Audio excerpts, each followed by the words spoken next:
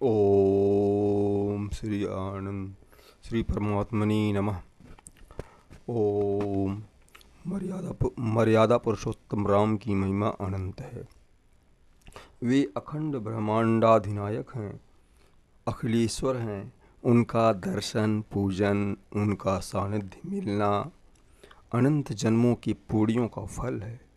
और उन्हीं पूड़ियों के फलस्वरूप मानव मन में उनकी दर्शन पूजन और उनके परम पवित्र अयोध्या धाम की यात्रा करने का सौभाग्य मिलता है।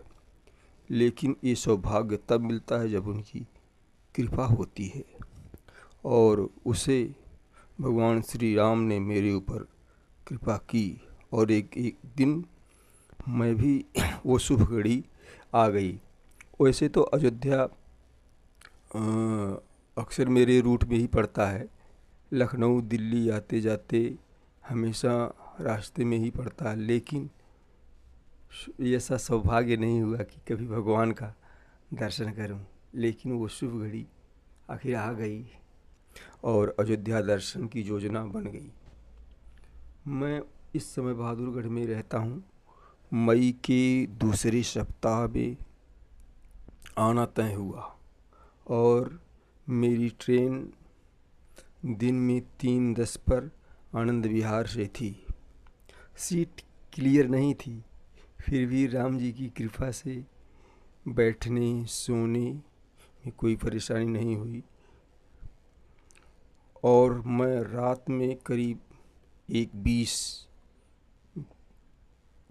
पर अयोध्या स्टेशन पर पहुंच गया। चूँकि रात ज़्यादा थी, इसलिए रात में कहाँ जाऊं, कहाँ रुकूं, इस स्टेशन पर ही घूम टहल के समय बिताया। और भोर में करीब 4 बजे के बाद आ गया। ऑटो वालों से बातचीत करके पता करने लगा, तो पता चला कि आप बैग वगैरह ले करके भी आराम से दर्शन पूजन कर सकते हैं, कोई परेशान होने की ज़रूरत नहीं है।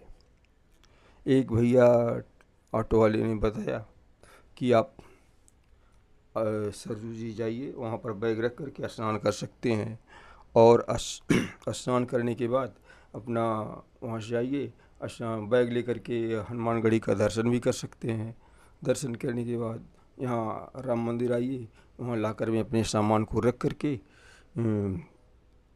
वहाँ भी दर्शन कर सकते हैं, कोई परेशानी की बात नहीं है। तो मैंने वैसा ही किया, उन्हीं के ऑटो से पर बैठ करके मैं सरजू जी चला गया। वहाँ एक चौकी थी किनारे पे, वहाँ पर सामान सब रख दिए, स्नान किया। स्नान करने के बाद वहाँ पूजन सामग्री बेचने वाले भाई लोग थे, अपना उनसे अपना स्नान करने के बाद कुछ पूजा पाठ भी किया, दीपदान वगैरह किया, उनको दान दक्षिणा दिया। इसके बाद वहाँ से निकला तो एक पंडित जी मिल गए, तिलक वगैरह लगाते थे, तो उन्होंने तिलक वगैरह लगाया, तो उनको भी कुछ दान दक्षिणा दे दिया। उन्हीं से पूछा कि यहाँ से ऑटो किधर मिलेगी, थोड़ा सा रात होने की वजह से भटक रहा था। तो बोला, अरे ऑटो लगा लेने की क्या ज़रूरत है यार, 20 रुपये तुरंत अभी लेगा, इससे टहलते हुए इधर से चले जाओ, बहुत दूर नहीं है। तो मैं वैसा ही किया और टहलते हुए आ गया। तब तक हनुमानगढ़ी पर भीड़ तो काफ़ी हो गई थी, लेकिन मंदिर का दर्शन अभी शुरू नहीं हुआ था। तो मैं भी थोड़ा प्रसाद वगैरह ले करके और लाइन में लग गया, बैग लिए ही। तो कुछ दूर चलने के बाद भीड़ में, लाइन में, अब किसी भाई ने बोला, अरे यार चप्पल पहने हो, चप्पल तो निकाल दो। अब मुझे चप्पल का पहले से ध्यान था नहीं, अब चप्पल भीड़ में कहाँ रखूँ। तो थोड़ा आगे बढ़ा तो देखा एक साइड में चौकी थी, चौकी पे चप्पल जो है साइड में किनारे निकल के चौकी के बगल में साइड में रख दिया और चला गया।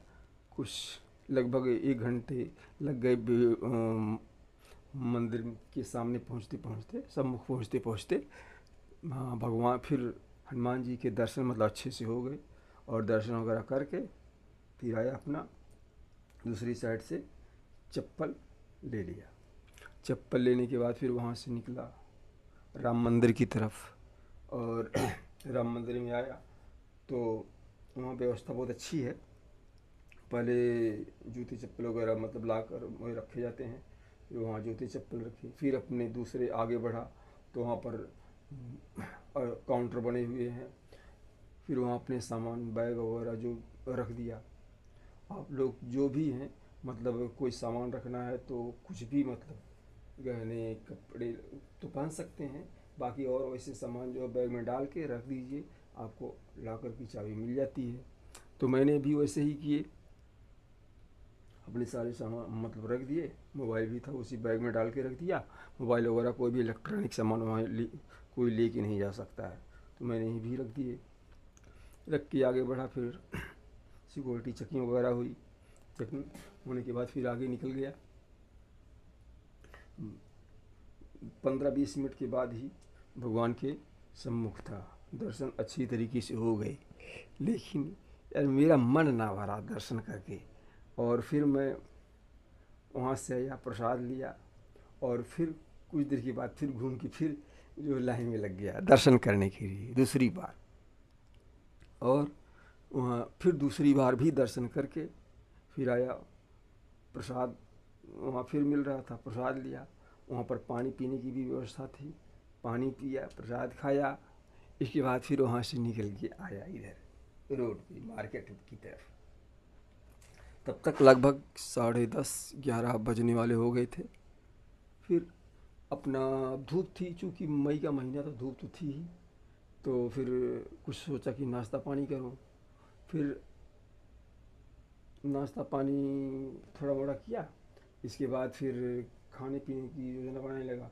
तो खाना कोई भी मतलब जैसे देखिए वहाँ पर तमाम स्वयं सेवी संस्थाएं हैं, खाना वहाँ भी खा सकते हैं, आपका पॉकेट अलाउ करता है, होटल में खा लीजिए, रेस्टोरेंट में खा लीजिए, सारी व्यवस्थाएं वहाँ पे हैं।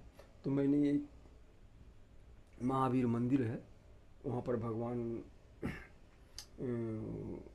का मतलब भंडारा, वहाँ भंडारा चलता है, तो भगवान का प्रसाद वहाँ पर मतलब भोजन प्रसाद वहाँ पर ग्रहण किया करीब 1 बजे। और फिर भोजन वगैरह करने के बाद वहाँ से निकला, और करीब घूमते घामते अपना करीब 2:30 बजे जो है मैं अपने घर की तरफ रवाना हो गया। और वापस 5 बजे तक घर आ गया भगवान का दर्शन करके।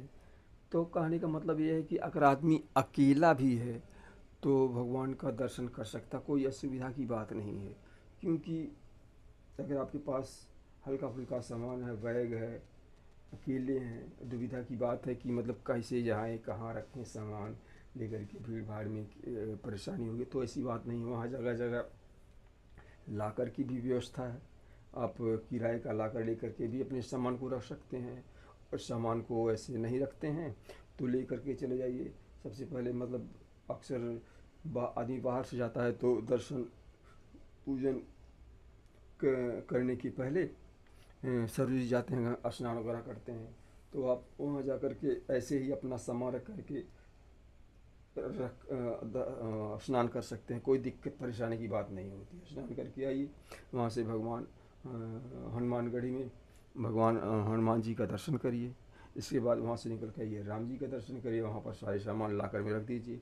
4-5 घंटे कहीं भी घूमिए टहलिए, कोई दिक्कत नहीं है, कोई परेशानी नहीं है। तो ऐसे आप कर सकते हैं। कोई और भी तमाम मठ मंदिर हैं, कहीं भी पता करके मतलब आराम से रह सकते हैं, जा सकते हैं, कम पैसे में भी काम चल जाएगा। तो मित्रों धन्यवाद। मेरे चैनल को सब्सक्राइब, लाइक, कमेंट, शेयर ज़रूर करिएगा। धन्यवाद। ओ